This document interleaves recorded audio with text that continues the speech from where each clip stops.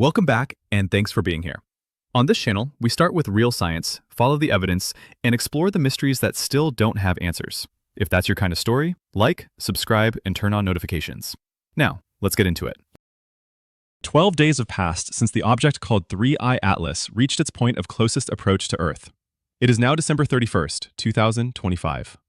The official bulletins have quieted. The networks have moved on to the next rotation of news. The world, as always, keeps spinning. Yet within observatories, data centers, and private archives, something continues to hum beneath the surface. A faint but persistent current of uncertainty threads through the reports. It began as a countdown. Now it has become an aftershock. The record shows that on December 19th, the object known as 3IATLAS reached its minimum distance, about 270 million kilometers, before slipping back toward interstellar space. At least, that is the trajectory the public record claims. The official description remains simple. An interstellar rock, roughly 400 meters across, faint, irregular, tumbling through sunlight too weak to scatter much brightness. Nothing unusual, they say, beyond a curious path and a brief visit. But the atmosphere among those who have followed it closely feels different. There is a silence, not of completion, but of suspension. For 12 days, the sky has offered no explanation, and the instruments have offered only fragments. In the days leading up to the encounter, brightness readings from amateur and professional telescopes around the world showed a persistent dimness. The magnitude stayed near 11 or 12, far below what would be expected from a body thought to be venting gas and dust. Normally, when a comet-like object warms as it approaches the sun, volatile materials sublimate, forming jets that push the body slightly and create the familiar tail. The surface becomes reflective, the coma expands, and the object brightens. This one did not. Observers compared it to the ghost of a comet, a dim blur, too small to confirm, too large to ignore. In spectral analyses, the light it reflected showed minimal variation. Some instruments hinted at absorption bands inconsistent with ordinary ice. Others suggested nothing at all, as if the object absorbed more light than it returned. It moved, yes, but it refused to shine. In the language of astronomy, this quality is called low albedo. In the language of wonder, it is called invisibility. The low reflectivity would explain part of the darkness, but the object's acceleration pattern complicates the picture. During its inbound leg, it gained speed more rapidly than expected, reaching a peak of roughly 246,000 kilometers per hour at perihelion. Gravitational models predict most of this, yet a small residual remains. It is labeled non-gravitational acceleration, a technical term covering anything that moves a body beyond pure orbital mechanics. Gas jets can do it.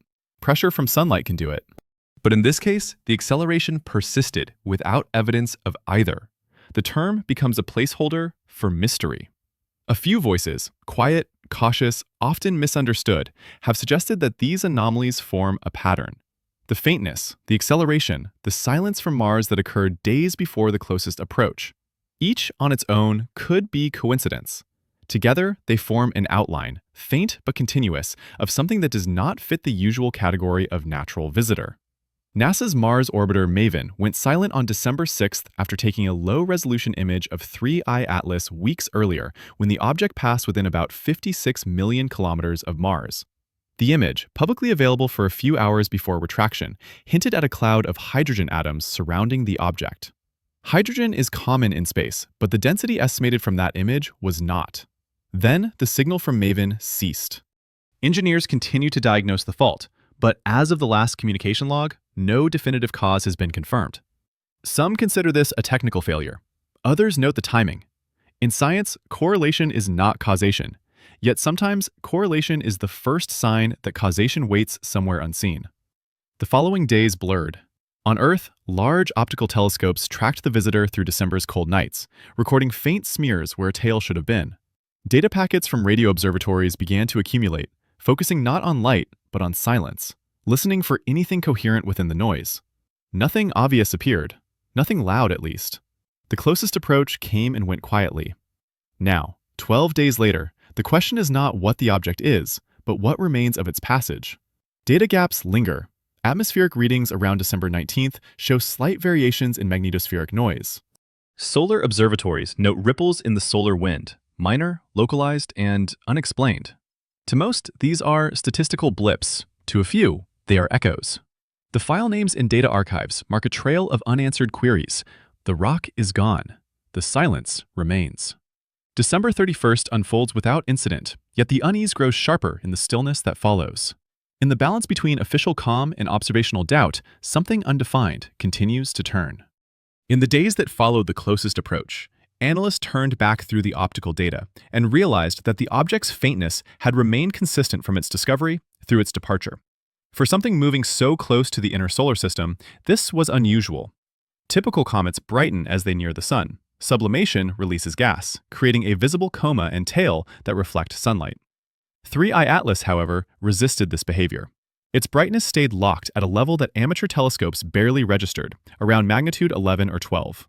This placed it on the edge of visibility, even for powerful instruments designed to track deep space bodies. What made this remarkable was not just the faintness, but the steadiness. Brightness curves for active comets usually rise and fall in response to sunlight, but this object's light curve appeared almost flat, as though the surface absorbed rather than scattered radiation. Several explanations surfaced within scientific channels. Some argued the object was composed of dark, carbon-rich material, similar to the tar-like compounds found on primitive asteroids. Others suggested the surface had already been baked of volatile ices during a previous stellar encounter, leaving behind a crust that suppressed sublimation. But even these ideas did not align with all observations. Spectroscopic readings taken during mid-December hinted at weak hydrogen emissions inconsistent with a fully inert surface. Hydrogen can appear naturally, but in this case it was diffuse, organized, almost symmetrical, a shell rather than a trail. In a natural context, symmetry is rare in escaping gases. It implied something controlled, or at least stable in a way not common to comets. The anomaly deepened when combined with radar data. The Deep Space Network's listening posts attempted to track the radar echo as the object passed through the plane of Earth's orbit. The reflections were faint and scattered, as though the surface absorbed radar frequencies more efficiently than expected. It was as if the object wanted to stay unseen across multiple wavelengths. Engineers compared the signal attenuation to that of stealth alloys on Earth, though no one made that comparison publicly. The official narrative emphasized the observational limits. The object was small, fast, and at great distance. Yet, among data analysts, an unspoken thought circulated. What if its darkness was not simply a property of matter, but of design? 12 days later, those who reprocess the observations find themselves looping through the same question. The magnitude values hold steady even as the object recedes. Normally, a fading comet brightens briefly after perihelion as dust continues to reflect sunlight. Here, brightness remained unchanged. The absorption pattern, faint but measurable, extended beyond visible light into near-infrared bands. This consistency across spectra gave the impression of deliberate control, as though the object modulated its visibility. The lack of a tail eliminated the standard explanation of outgassing jets producing thrust. Still, its path betrayed subtle deviations. Each small drift from predicted trajectory had to be corrected in orbital models. Not once, but several times, indicating that the force was sustained rather than impulsive. In the quiet of data rooms across agencies, the debate continued between the ordinary and the extraordinary. Could a fragment of an interstellar body mimic controlled movement through mere physical coincidence? Or was there a mechanism, unseen but precise, embedded within that dark hole? The object's albedo, its measure of reflectivity, was lower than that of any previously recorded comet, nearing that of charcoal.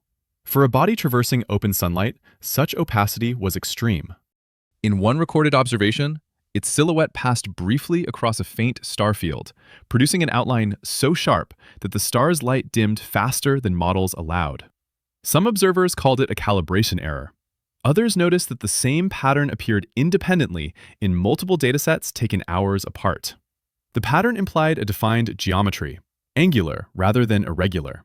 By the time December gave way to the new year, the faint object had already moved far beyond the inner system, its outbound velocity higher than predicted. The final images from deep space observatories captured only an indistinct blur fading toward the constellation of Perseus. What remains is the record of something that refused to behave like a comet, declined to shine like a star, and left behind questions disproportionate to its size. The faintness that first made it difficult to observe has become its defining signature. Darkness, once thought to be the absence of data, now reads as information of its own, a signal disguised as silence, a pattern shaped by what it withholds.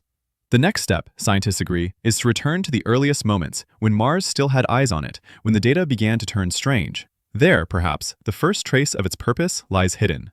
The trail leading back to Mars is the point where the record feels least complete and most charged. Long before Earth becomes the stage, Mars sits closer to the object's inbound path, a cold red midpoint with a thin atmosphere and a ring of machines that never sleep. Among them, MAVEN is a veteran. It circles Mars year after year, studying the upper atmosphere and acting as a relay for surface missions, a dependable link in a chain that rarely breaks without warning. That is why the October 9th observation stands out. On that date, as the object passes within roughly 56 million kilometers of Mars, MAVEN captures an image that later becomes a hinge in the story. The picture is described as low resolution, the kind that would normally serve as a rough confirmation rather than a defining measurement, yet its implications are large. It shows a surrounding cloud of hydrogen, not a thin smear trailing away like a comet's tail, not a simple streak aligned with sunlight and solar wind, but a broader envelope, a diffuse presence that wraps rather than streams. Hydrogen is everywhere, the most common element in space, and it can appear around comets as sunlight breaks water molecules apart, releasing hydrogen that forms an extended halo. In that sense, the observation has an ordinary pathway to explanation. But the sample record frames the cloud as unusually massive, not easily matched to a small body with a faint optical signature. If the object is only a few hundred meters across and barely visible in the inner solar system, the expectation is modest outgassing and modest results, not a vast surrounding region of hydrogen atoms. The question that forms is simple and persistent. Where does that hydrogen come from? And why does it appear in that configuration? In scientific practice, a single low-resolution image rarely carries the weight that the October 9th frame has come to carry. A disciplined mind treats it as a clue, not a conclusion. Instrument artifacts exist. Viewing geometry can distort what is perceived as symmetry. Solar wind conditions can create unexpected envelopes. A background feature can overlap. Yet the image becomes important because it sits at the intersection of multiple anomalies rather than alone. It arrives in a timeline where faintness persists without a clear mechanism, where orbital corrections suggest a sustained push, and where a major spacecraft later goes silent without an explanation that satisfies everyone. It is also important because Mars is a comparatively quiet environment for such an observation. Earth's own radio noise and atmospheric effects complicate detection. Near Mars, the line of sight is different, the interference profile changes, and the object is still early enough in its approach that it has not yet reached the intense heating near the Sun. If a hydrogen envelope appears there, it suggests either that outgassing begins earlier than expected or that something other than heat-driven sublimation contributes. In the weeks after the closest approach, analysts revisit what is widely known about cometary hydrogen. Comets often display large hydrogen comas that are far bigger than the nucleus itself. In ultraviolet observations, the hydrogen halo can extend millions of kilometers in diameter, even when the nucleus is small, because hydrogen atoms travel far before dispersing, and because ultraviolet imaging is sensitive to a kind of glow that is invisible to most backyard telescopes. A hydrogen coma can therefore be large without requiring an enormous nucleus. That is the ordinary explanation that keeps the story anchored. Yet the sample record insists that the quantities implied by the image are difficult to reconcile with the object's darkness and its lack of a visible tail. A hydrogen halo should often be accompanied by detectable signatures of water and dust production, at least indirectly. Here, the optical record remains stubbornly faint. If there is strong outgassing, why is there so little dust reflecting sunlight? If there is little dust, how is the outgassing strong enough to matter? Each question forces the narrative back toward the same uncomfortable center.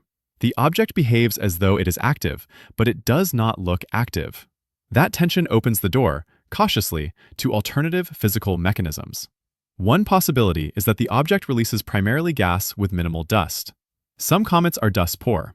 If the surface composition favors volatile release without entraining solid grains, the visible brightness can stay low while gas production continues. Another possibility involves the nature of the volatiles themselves. Carbon monoxide and carbon dioxide sublimate at lower temperatures than water ice and can drive activity far from the sun. If the object contains such ices, it could release gas earlier in its approach, creating a hydrogen halo through secondary chemical processes even when water is not dominant. These are reasonable paths within ordinary comet science, yet they sit uncomfortably beside the continued hints of non-gravitational acceleration. Gas jets that provide thrust usually create asymmetry, a directed plume, a changing light curve, a shifting coma. The October 9th frame is framed as too smooth, too enveloping, too clean. If that impression is accurate, it suggests not a random patch of surface ice venting into space, but a steady, distributed source.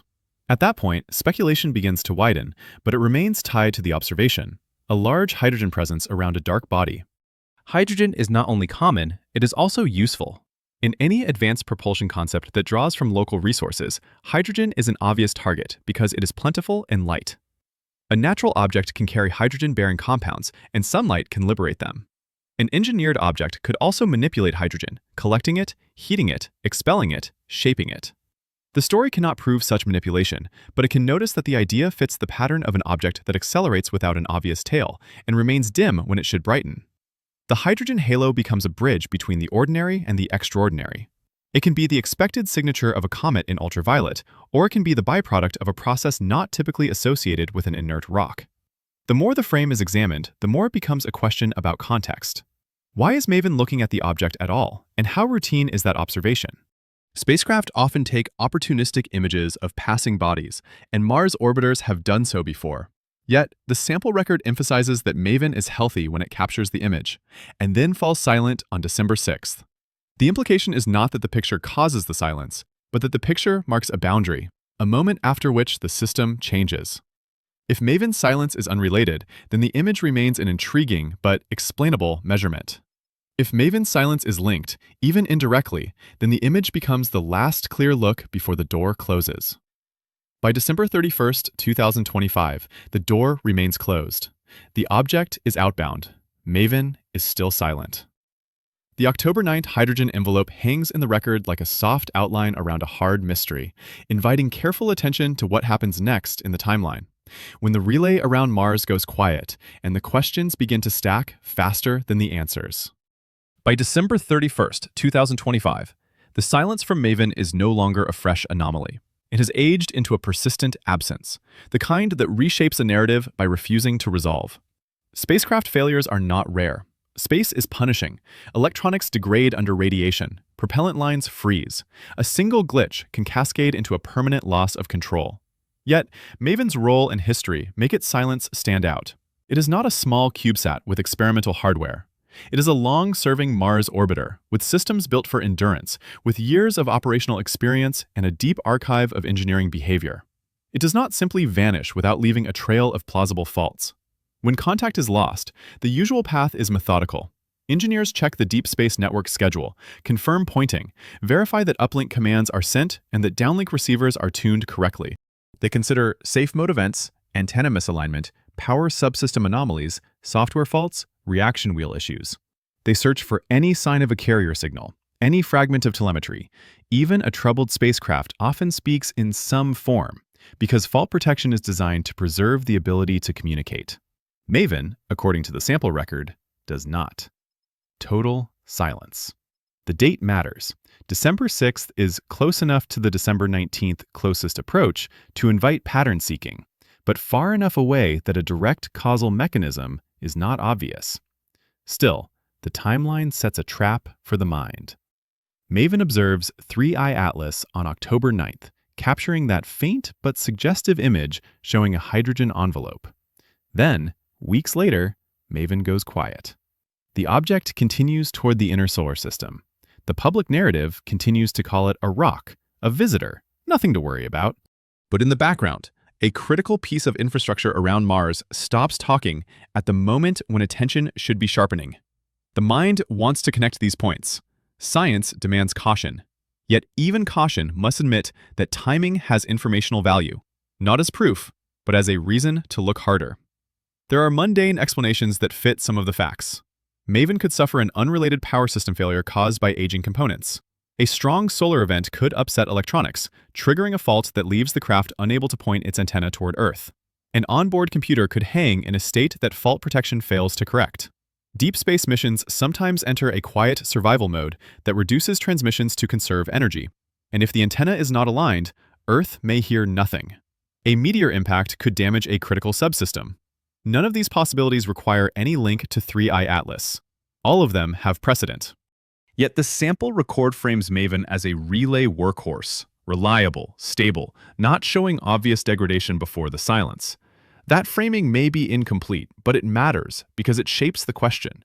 If Maven's silence is not an accident, what kind of event can silence a spacecraft cleanly, without warning, and without leaving a detectable beacon? In engineering terms, the cleanest silence comes from a catastrophic loss of power, a complete failure of the radio transmitter, or a physical disruption that prevents antenna pointing. But catastrophic failures often leave some trace, a last packet, a partial downlink, a shift in signal strength as the spacecraft tumbles. Here, the absence is presented as abrupt. The deep space network listens and hears nothing.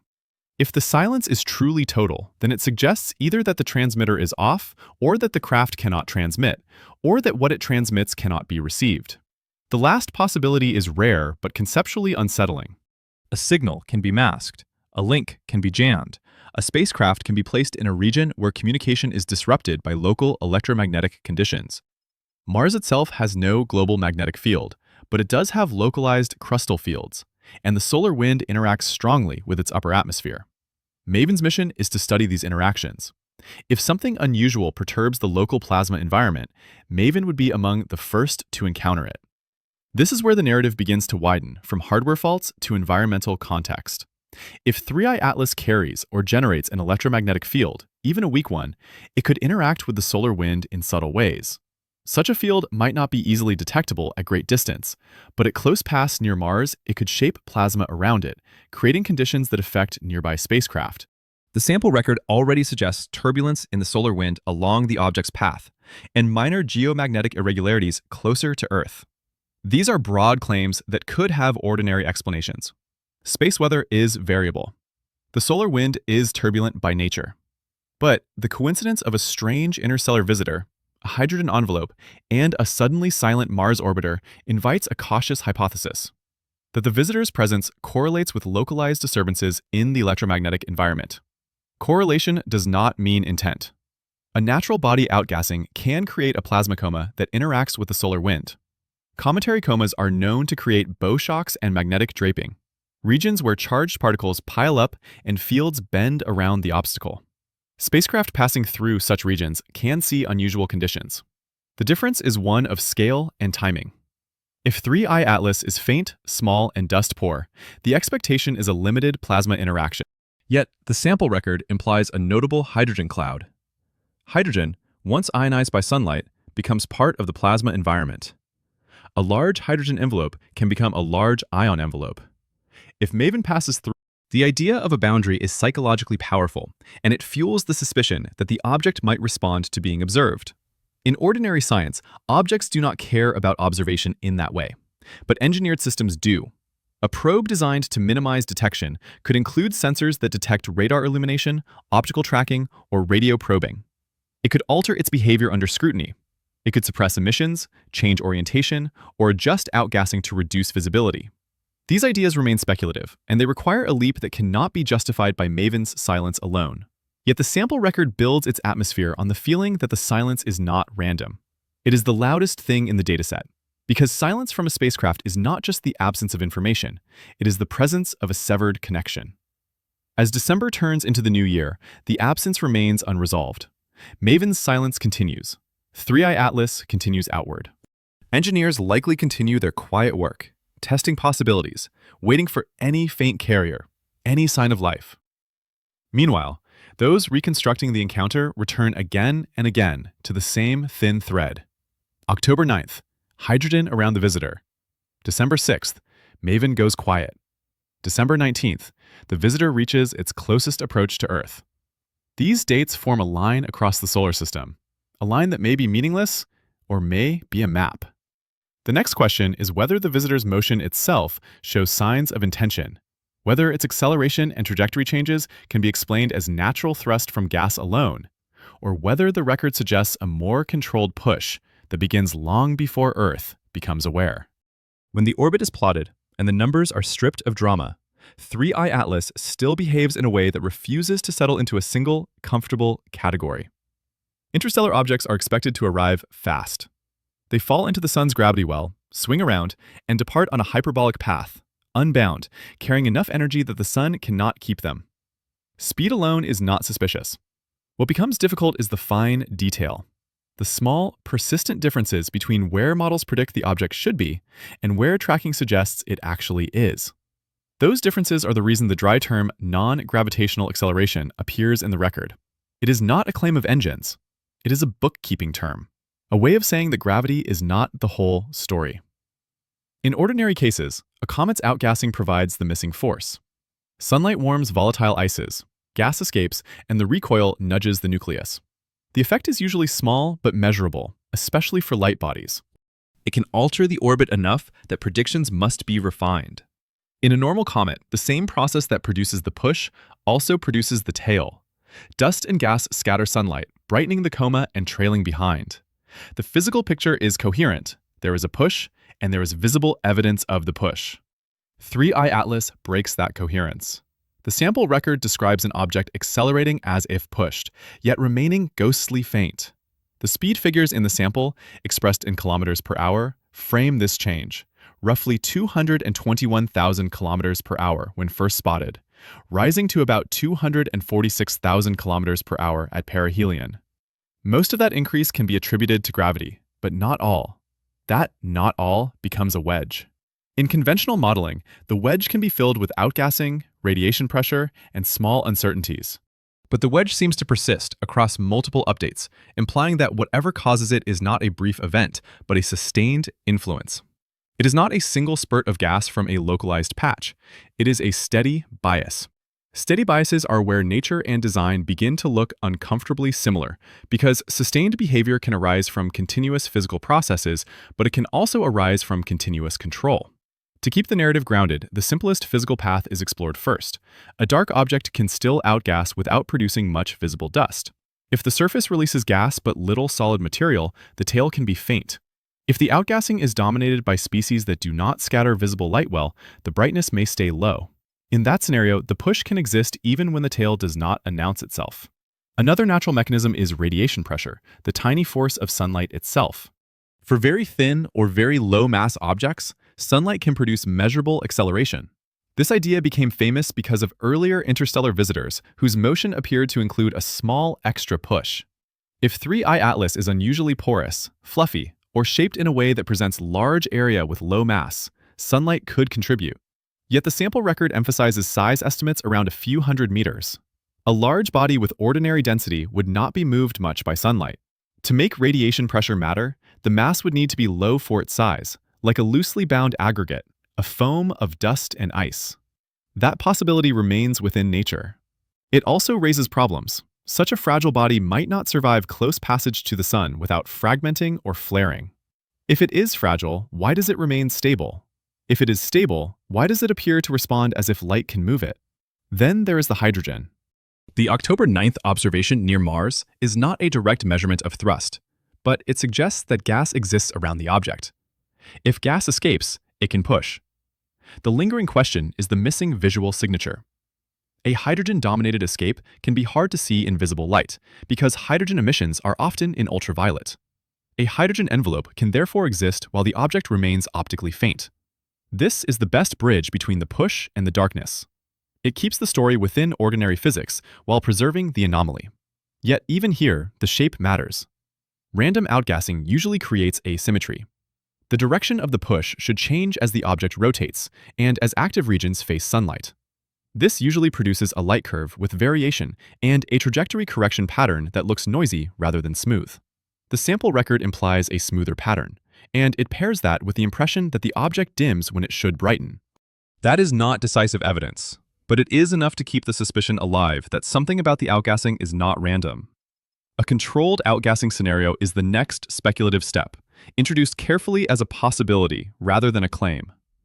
A body can, in principle, produce thrust without a prominent dust tail if it expels primarily gas and does so through vents designed to collimate the flow. It could also do so intermittently in ways that reduce detectability, releasing gas when the viewing geometry makes it harder to observe and remaining quiet when telescopes are aligned. This would require sensing, timing, and decision-making. It is a large leap. But the sample record already leans into the idea that the object appears to choose when to be seen. In strict scientific terms, an object does not choose. It behaves. Yet behavior can mimic choice when it aligns with external observation in a consistent way. The concept of refueling appears in the sample as a provocative thought tied to the hydrogen cloud. In ordinary comet science, there is no refueling, there is only depletion. A comet loses material as it warms, it does not gather fuel. But an engineered craft could harvest hydrogen from the interplanetary medium or from planetary exospheres. Mars has an extended exosphere with hydrogen and oxygen at high altitudes. A craft passing through could, in principle, scoop particles, though densities are low. It could also use the sun's energy to drive a process, collecting and expelling hydrogen to produce thrust. None of this is shown by the data. Yet the hydrogen envelope in the October image provides the smallest foothold for thinking along these lines. If the halo is unusually dense, then the source may be more than passive sublimation. If the halo persists, then the process may be continuous. If the process is continuous, then it can account for sustained non-gravitational acceleration.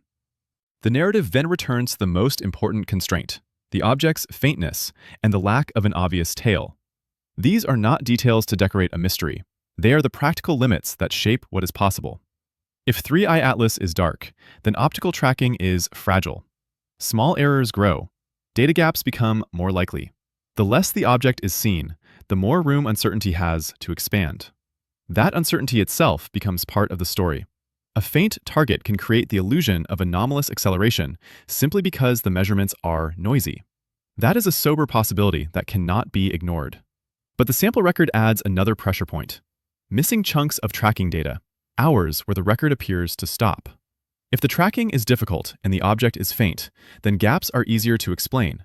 Yet the combination of gaps and persistent anomalies keeps the story unstable. It is the kind of instability that makes scientists careful in public and restless in private. By December 31st, the question is no longer whether the object accelerated, because the record treats the extra push as a working assumption. The question is what kind of push it is. A natural venting process that is hard to see. A sunlight effect on an unusual structure. Measurement uncertainty amplified by faintness. Or something engineered that manages its exhaust and visibility. Each possibility has a cost. Each requires accepting something uncomfortable. Either that nature can produce an interstellar body with unusually stealthy properties, or that the measurements are less reliable than they appear, or that a visitor can behave with a coherence that resembles intent. The story continues, because none of these costs have been paid fully. The numbers remain. The darkness remains. And the archive still contains missing hours where the object should have been most watched. The missing hours are not dramatic in the way a bright flash in the sky would be. They are quieter, more procedural, the kind of thing that looks harmless on a spreadsheet and still leaves a heavy imprint on the mind. In the public narrative, gaps in tracking data are explained as routine. Networks undergo maintenance, antennas rotate between missions. Weather interferes with some ground-based facilities. Software pipelines drop packets. These are ordinary realities in a world where dozens of spacecraft and objects compete for limited observation time. Yet the sample record treats the gaps as unusual, not only because they occur, but because they occur around a high-priority target in an unusually charged window of time. By the final days before December 19th, 3IATLAS is the kind of object that should be watched continuously by any system capable of tracking it. It is rare. It is fast. It is close enough to matter scientifically. Even if it is just a rock, it is a rock from another star system, and that alone makes it precious. So the mind returns to the same question. What does it mean to lose the record at moments when the record matters most? To keep the story grounded, the first step is to examine how tracking actually works. Objects like this are not followed by a single telescope. They are tracked by networks, stitched together from multiple sites, each with different constraints. Optical telescopes measure position against background stars. Radar systems attempt to ping and read echoes when geometry allows. The Deep Space Network is designed for spacecraft, but it can support tracking and ranging tasks. Each measurement has uncertainties, and each facility has schedules. In a perfect world, a high-priority object receives a coordinated campaign that minimizes gaps. In the real world, time allocation is negotiated, instruments fail, clouds arrive. A faint object increases the difficulty. If 3IATLAS sits around magnitude 11 or 12, even a large telescope may struggle. depending on the sky conditions and the object's motion across the field. Tracking requires repeated exposures. The faster it moves, the more it streaks. The more it streaks, the harder it is to pin down exact position. In that scenario, gaps are not evidence of anything beyond the limits of observation. But the sample record introduces a more specific discomfort. Missing chunks of tracking in the published orbital parameter releases, hours where the timestamps show discontinuity. Even if observations exist elsewhere, the public release appears smoothed, with dark patches where data should be. The official explanation, as framed in the sample, is maintenance or a glitch. These explanations can be true, yet they do not dissolve the pattern, because the pattern is not just the gap itself. It is what the gap does to interpretation. Non-gravitational acceleration is inferred from deviations over time. If the record has missing segments, then the shape of the deviation can be made to look smoother or noisier depending on what is absent. A gap can turn a complex sequence of small thrust events into a single average push. It can also conceal a sharp maneuver. In other words, missing hours do not just remove data, they remove the ability to distinguish between natural variability and deliberate correction. This is where the narrative's tension sharpens, because the gaps sit beside other absences that feel structurally similar. Maven goes silent. Optical brightness remains low. The tail remains missing. Now the timestamps are missing. The story begins to feel like it is made of missing things. That is a dangerous feeling, because human minds are built to fill missing information with patterns. In a disciplined, scientific approach, missing data is an invitation to restraint. In a mystery framework, missing data becomes a kind of signal. The challenge is to keep both realities present without letting either one swallow the other. On one side, there is a rational administrative explanation. Agencies choose what to release publicly. Some raw tracking data is preliminary, noisy, or proprietary to certain facilities. Some is withheld to protect the integrity of ongoing analysis. Some is simply not packaged in public form. Observatories also coordinate with defense and communication networks, and certain schedules are not fully public. A gap in a public dataset does not necessarily mean a gap in actual observations. It can mean a gap in what is presented. That is an important distinction. Yet the sample record implies that independent trackers, people who routinely follow satellites and deep space objects, claim that losing a high-interest target like this is unusual.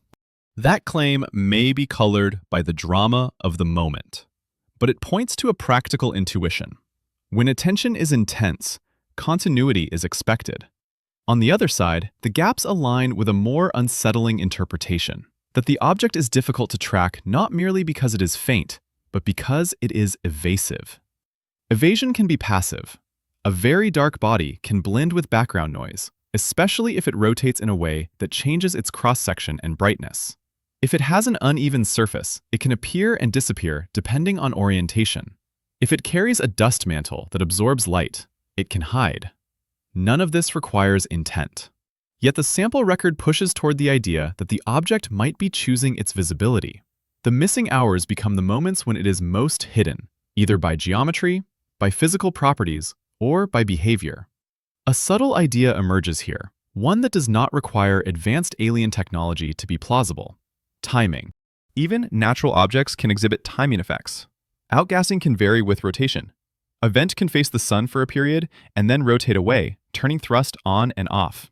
If the rotation period is such that thrust peaks during times when Earth-based observatories are limited by daylight, weather, or scheduling, then the thrust events could coincide with observation gaps by chance. But if the coincidences repeat, chance begins to feel less satisfying.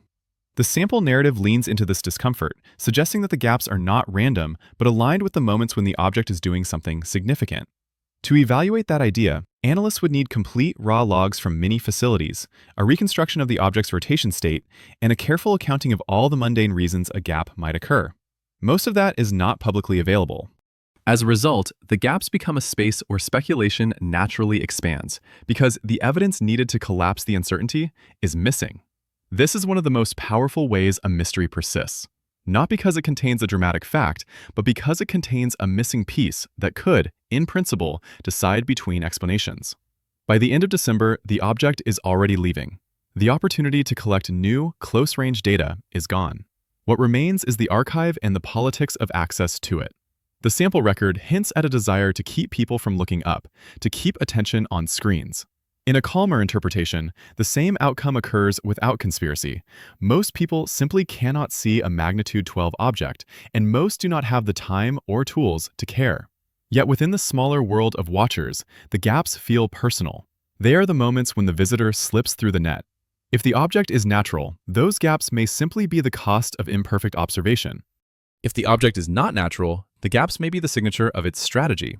Either way, they shape what happens next in the story. When seeing fails, listening begins to matter more. As optical data becomes uncertain, attention shifts toward radio and the possibility that the visitor's most important trace is not in reflected light at all, but in the quiet structure hidden inside noise.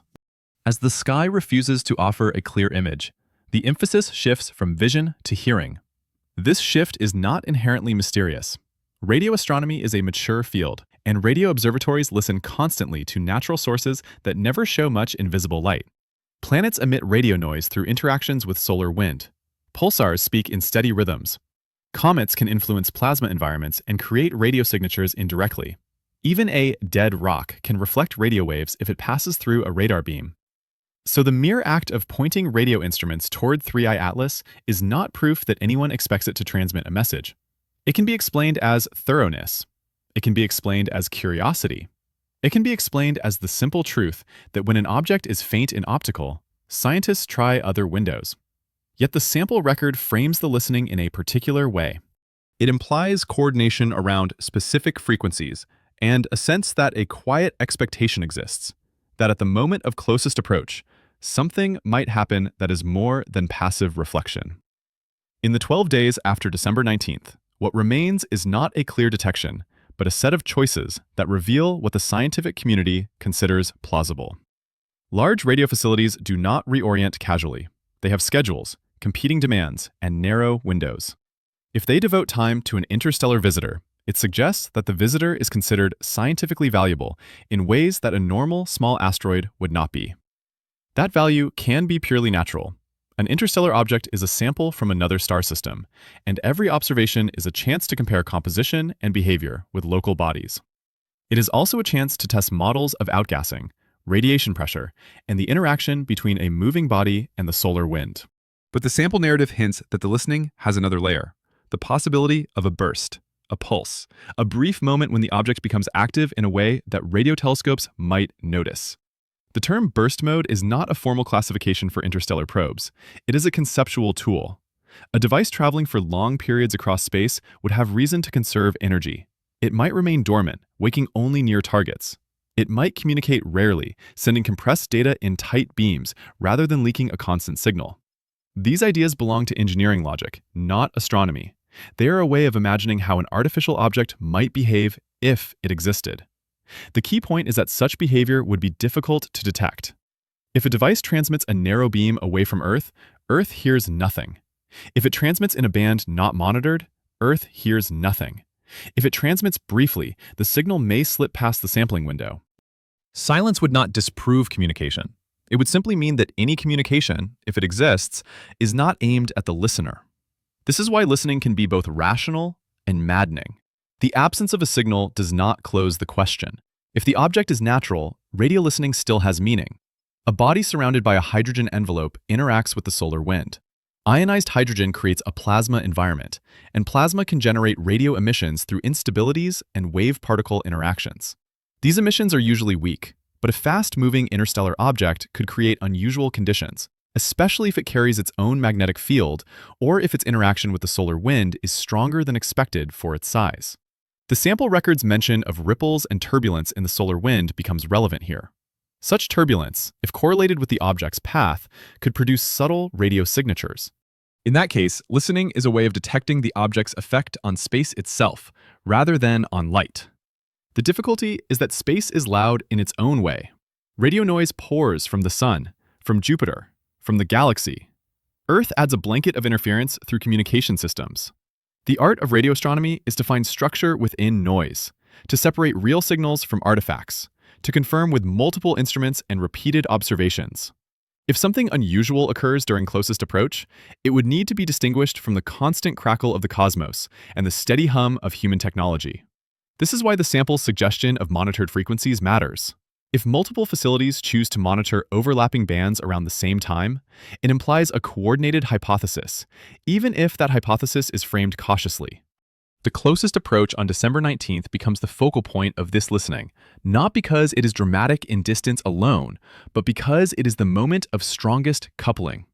At about 270 million kilometers, the object is still far, but it is nearer than it will be again for any living observer.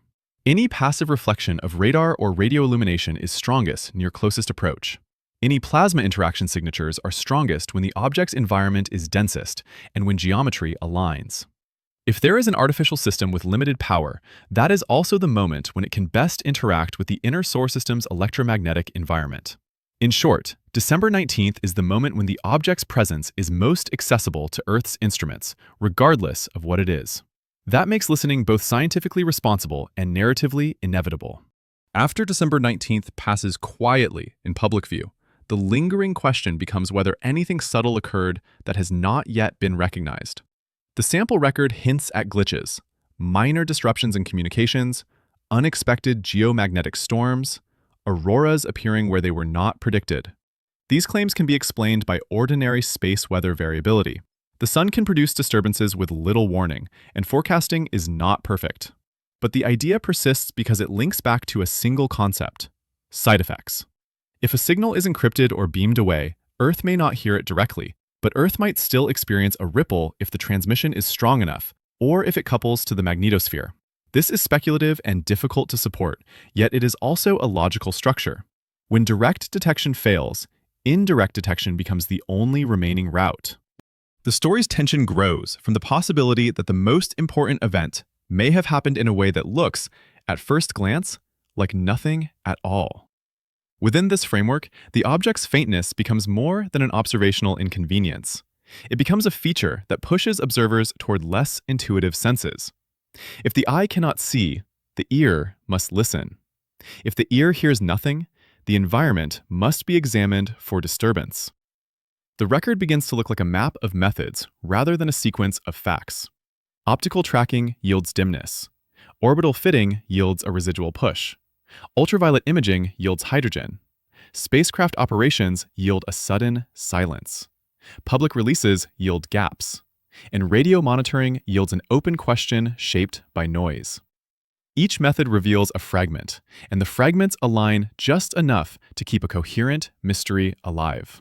The next step is to return to the geometry of December 19th itself, and treat it not as a spectacle, but as a procedure. A moment designed by orbital mechanics to maximize information exchange, whether by nature or by design. And to ask what such a procedure would look like if it were the deliberate behavior of a probe passing through the inner solar system. December 19th, 2025 is no longer a future moment. It is a fixed point in the archive, a timestamp that can be examined from every angle. What changes, 12 days later, is the way it is interpreted. Before the encounter, the date carries suspense. After the encounter, it carries structure. It becomes a moment to reconstruct, not a moment to anticipate. In orbital mechanics, closest approach is not magic. It is geometry. It is the point when the line between an object and Earth is shortest. It is the point when an object's position is least forgiving of error in tracking, because small uncertainties translate into large differences in projected path. It is also the point when any potential interaction between the object and the near-Earth environment is maximized, simply because distance controls strength. Light is brighter when sources are closer. Radio reflections are stronger.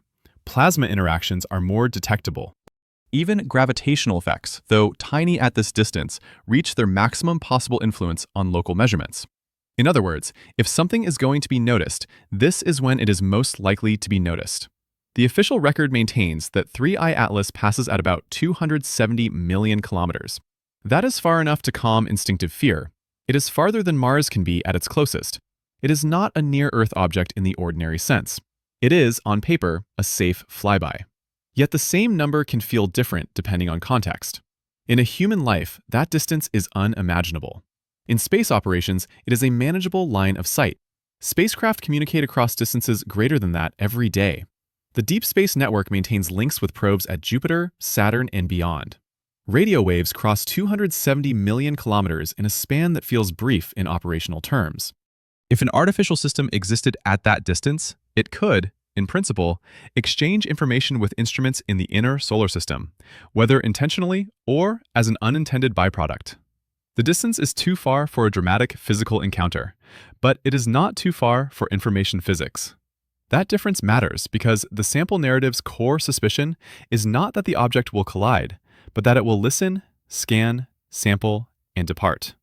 A scanning concept is introduced carefully, anchored to known scientific practice. Spacecraft scan environments all the time. They use magnetometers to read fields, spectrometers to taste atmospheres, cameras to map surfaces, radio instruments to measure plasma waves. A passive flyby can gather enormous data without ever coming near the ground of a planet.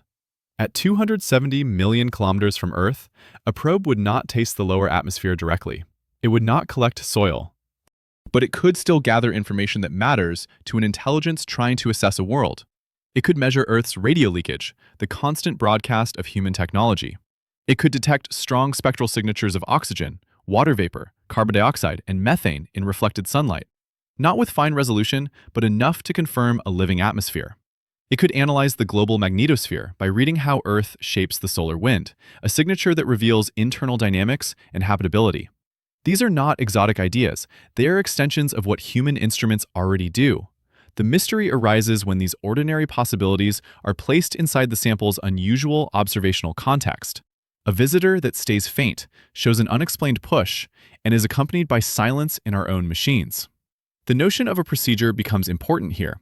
A natural body follows gravity, and any procedure is simply what physics demands. Perihelion, closest approach, departure. An engineered object might also follow gravity, but it might do so in a way that uses these points intentionally. Perihelion is the moment of maximum solar energy availability. Closest approach to a habitable world is the moment of maximum data collection opportunity. Even if the object has no large propulsive capability, it can still time operations to those points. If it has some ability to adjust its spin, orientation, or activity, it can align sensors, open vents, transmit bursts, or deploy small devices at the moments when geometry is favorable. None of this is demonstrated by the public record. Yet the sample narrative frames December 19th as a moment when radio telescopes listen as if expecting something. It frames the object's behavior as consistent with a craft that wakes near its target. The procedure idea is therefore not an invention. It is an interpretation layered on top of the date and the choice to monitor it closely. The most delicate part of the story is the claim that something occurred on December 19th that might be detectable through indirect effects. The sample suggests potential disruptions, electronics glitches, communication noise, geomagnetic storms that were minor but unexpected. Such effects can occur for many reasons, especially in a solar cycle that can produce sudden flares and coronal mass ejections. A careful narrative must acknowledge that. It must also acknowledge that people are prone to interpret ordinary glitches as extraordinary when primed by anticipation. Yet the idea persists because of a particular structure of evidence. Not a single strong signal, but a cluster of small anomalies at the same time. In science, clusters matter only when they exceed background rates, and when they are measured systematically. Here, much of what is described lives in the realm of anecdote and partial public data. The uncertainty has to be named as uncertainty. Still, the story can examine why such clusters would be expected, even if the object were natural. A passing body interacting with the solar wind could create localized turbulence. That turbulence could, in principle, alter the propagation of charged particles and fields in a way that slightly changes geomagnetic conditions near Earth. The effect would likely be tiny at 270 million kilometers, but not necessarily zero if the object's plasma interaction is unusually large. If the object were engineered, the range of possible indirect effects expands, but the evidence does not become stronger. A powerful transmission could, in theory, generate sideband interference in certain radio bands or couple weakly into the magnetospheric environment. But Earth is already saturated with signals. Distinguishing an external burst from internal noise would be extremely difficult. An engineered system would also likely avoid broadcasting indiscriminately because broadcasting is detectable. The most plausible communication would be directional and brief, which makes it hard to catch. This leads to a paradox. The more sophisticated the visitor, the less likely it is to be observed directly. The record would then be dominated by absences, by faintness, by gaps, by silence. That paradox fits the emotional contour of the sample narrative and can be framed without claiming that it is true. By December 31st, the reconstruction of December 19th is incomplete because the most relevant data, if it exists, may be buried inside raw logs not publicly released, inside radio datasets awaiting careful filtering, or inside the long diagnostic process that will eventually explain Maven's silence. The closest approach becomes a moment defined less by what is seen than by what cannot yet be confirmed. It sits at the center of a ring of uncertainty. Around it are the faint magnitude readings, the persistent residual push, the hydrogen envelope near Mars, the abrupt silence on December 6th, and the gaps in the published record. Together, they create a coherent mystery without offering a decisive claim. The next step is to look beyond the closest approach, not for a dramatic farewell, but for the possibility that the most consequential part of the encounter is not the pass itself, but what follows it. The wake in the solar wind, the lingering disturbances, and the unsettling idea that a visitor does not need to stay to keep watching. A wake is usually imagined as a trail behind a ship, but in space, the medium is not water. It is a thin ocean of charged particles, magnetic fields, and radiation streaming outward from the sun. The solar wind is not uniform. It carries turbulence, shock fronts, and waves that propagate through the heliosphere. Earth sits inside this flow, protected by its magnetosphere, yet still responsive to changes in pressure and field orientation. Mars, lacking a global magnetic shield, experiences the solar wind more directly through its upper atmosphere. When a body moves through the solar wind, it can disturb that flow. If it releases gas, the gas can become ionized and interact with the magnetic field lines carried by the wind. In known comet encounters, spacecraft have measured magnetic draping, plasma tails, and bow shocks, all shaped by the interplay between a comet's coma and the solar wind. These are ordinary, well-documented phenomena. In this sense, the idea that 3IATLAS leaves a wake is not inherently speculative. Any object that interacts strongly enough with the solar wind will leave some signature behind it.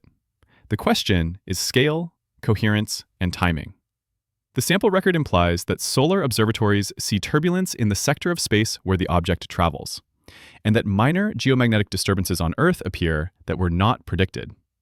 These claims sit at the boundary between common variability and meaningful anomaly. To understand why this boundary is hard to draw, it helps to recall what the solar wind is like on a typical day. It is always moving, always shifting. Forecast models use observations from spacecraft positioned upstream of Earth to predict when dense streams or magnetic reversals will arrive. The predictions are good but not perfect. Small disturbances occur frequently and do not require an unusual cause. Auroras can appear outside expected latitudes during moderate geomagnetic activity, and communications can experience static for reasons unrelated to space weather. In other words, the background noise is high. This is why an interstellar visitor would need to produce a remarkably distinctive effect to stand out. Yet, the sample narrative suggests something subtle rather than overt. Not a major storm that everyone notices, but a series of small irregularities that align with the object's passage and the periods when the record is already thin. The wake becomes a concept not because the evidence is overwhelming, but because it provides a framework for connecting faint clues that otherwise remain isolated. If 3IATLAS carries a large hydrogen envelope, then even in a natural scenario, the wake becomes more interesting. Hydrogen escaping from the object would be ionized by sunlight and by interactions with the solar wind. Ionized particles become part of the plasma environment, and plasma environments can extend far beyond the body that generates them. A hydrogen coma can thus act like an obstacle in the solar wind, creating a region where magnetic fields wrap and particles slow, a kind of invisible bow wave. This is especially plausible if the object's gas release is strong, but dust release is weak, making the wake more visible to plasma instruments than to optical cameras. In this framework, the wake could exist even though the object remains dim. The story's emphasis on listening rather than seeing fits here as well. Plasma waves and field disturbances can generate radio emissions and can affect communications indirectly.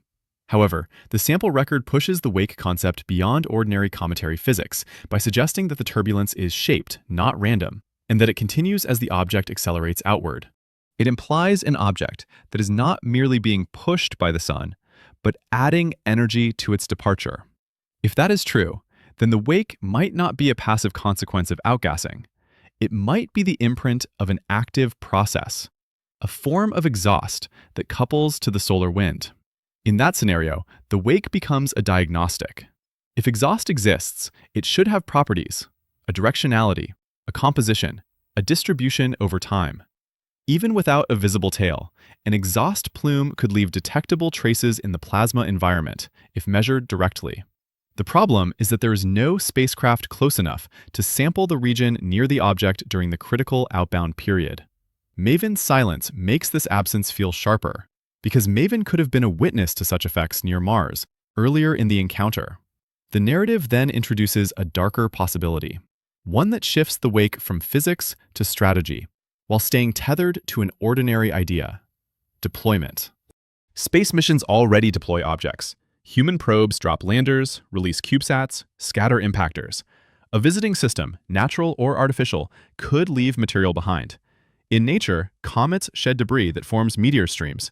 Dust and small fragments continue to orbit and can intersect Earth's path years later.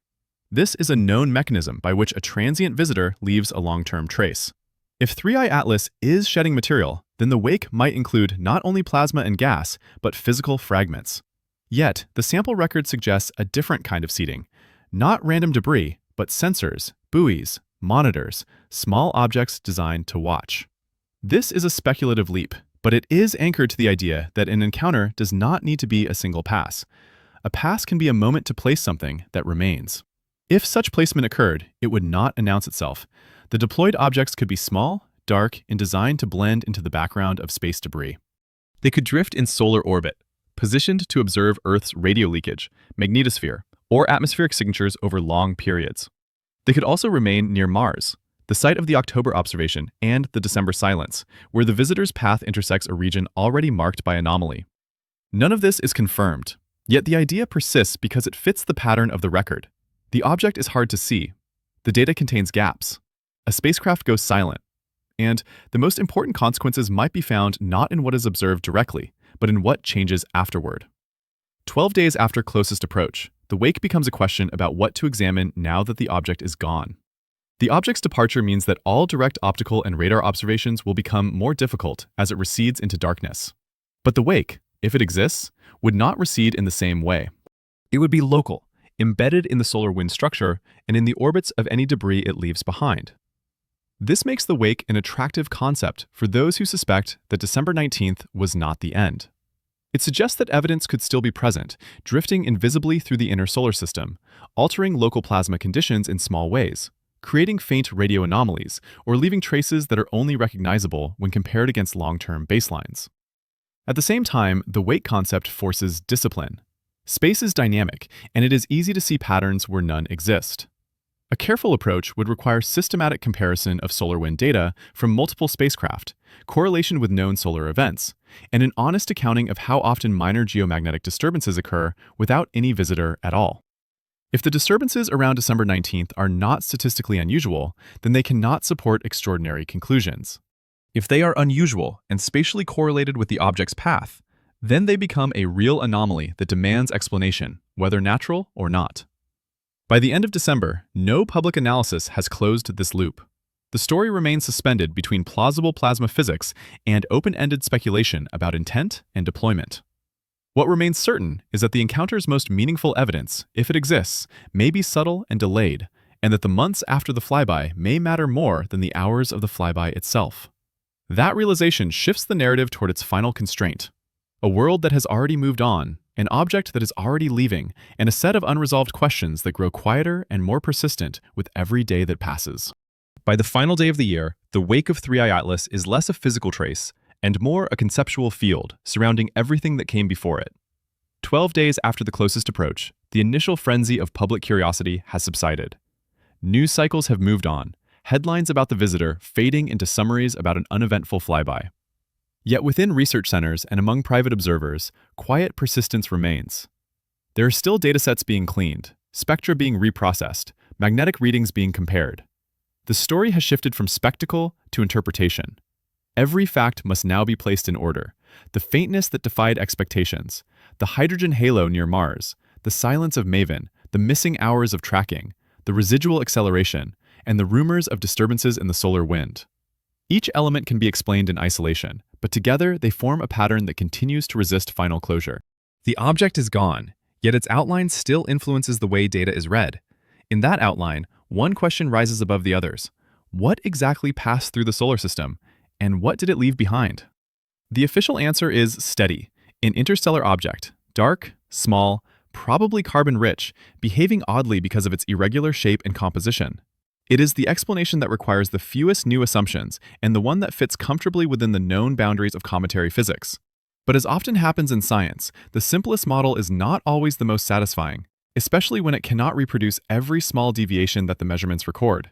If brightness, trajectory, and plasma effects all resist clean modeling, something must give. Either the data are less precise than believed, or the assumptions about the object are incomplete. Between those two possibilities lies the zone where mystery thrives. 3IATLAS by its nature is transient. Its hyperbolic path ensures that it will not return. Its orbit, reconstructed from the best available measurements, suggests it came from the direction of Sagittarius, below the galactic plane, dipping inward toward the Sun before rising back out into interstellar space. It will fade into the dark beyond the outer planets, carrying whatever secrets its surface contains.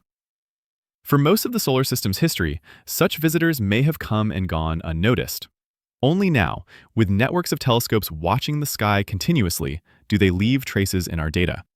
The fact that this one happened to cross paths with an active fleet of spacecraft, and that those spacecraft experienced coincidental silences and anomalies, amplifies the sense that the event mattered.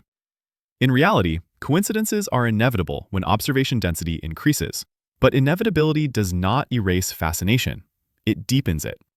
The speculative layer of the story lives here, in the space between data and design. If a civilization elsewhere once launched autonomous probes to map other stars, this is the behavior such probes might show. Quiet traversal, minimal emissions, an energy-efficient trajectory that uses stellar gravity for speed, a brief activation window near habitable worlds, then departure. The idea is elegant because it matches physical constraints and human logic. Yet elegance is not evidence. A hydrogen envelope can form naturally. A silent spacecraft can fail by accident. A dark surface can absorb sunlight without implying stealth. Each fact has a mundane twin that mirrors it almost perfectly. The challenge is that, for now, the data are too sparse to choose between twins. In the weeks after December 19th, small signals continue to circulate among observatories. Reports of slight deviations in solar wind readings, recalibrations in orbital models, and a continuing effort to re-establish contact with MAVEN. None of these developments are conclusive, but they keep the conversation alive. The story no longer belongs to a single community. It is split into layers.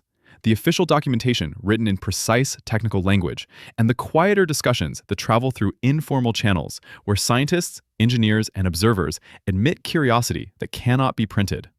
Such divergence is not new.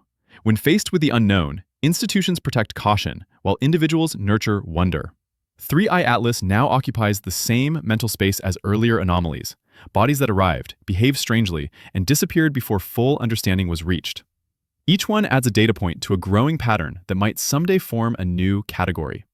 If that happens, the explanations that sound speculative today may become standard tomorrow. Until then, the object remains a study in restraint, a reminder that silence can be evidence, that darkness can hold structure, and that absence can shape meaning as powerfully as presence. The year closes on that thought.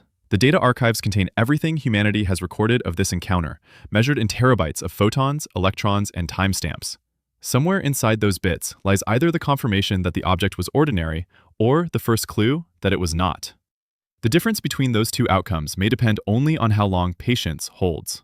The sky above Earth tonight is calm, the object already beyond reach, the silence intact. Yet within that calm, a faint impression lingers, the feeling that something came close enough to look, close enough to measure, and then turned away, leaving behind not an answer, but a framework of questions that will guide the next search. In that sense, the wake continues. It is not in space, but in thought, expanding quietly as the year draws to an end.